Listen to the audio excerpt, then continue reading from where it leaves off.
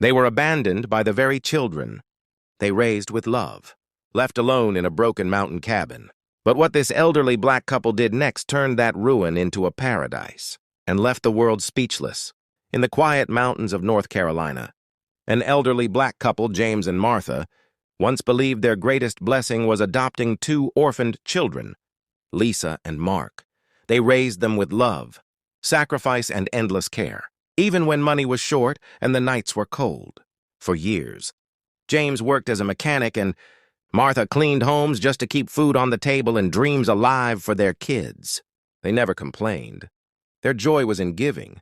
But as time passed and the children grew, the warmth they once gave began to fade. Success blinded Lisa and Mark. They moved to the city, chasing careers, luxury, and fame. Calls became rare. Visits stopped entirely.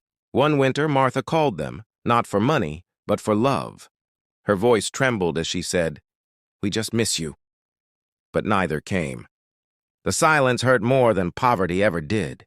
Then one stormy night, their old mountain house was nearly destroyed by lightning.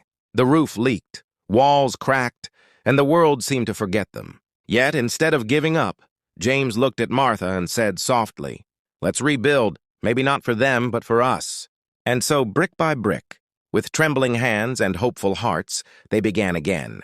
They grew flowers around the broken fences, planted fruit trees beside the cracked porch, and painted their ruined cabin in bright yellow, the color of joy.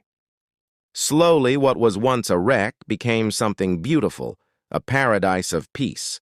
Birds sang at their windows, and mountain air filled their lungs with life. One day, years later, a news crew hiking nearby stumbled upon the place. The reporter couldn't believe how a couple in their 80s lived in such beauty and harmony. The story went viral.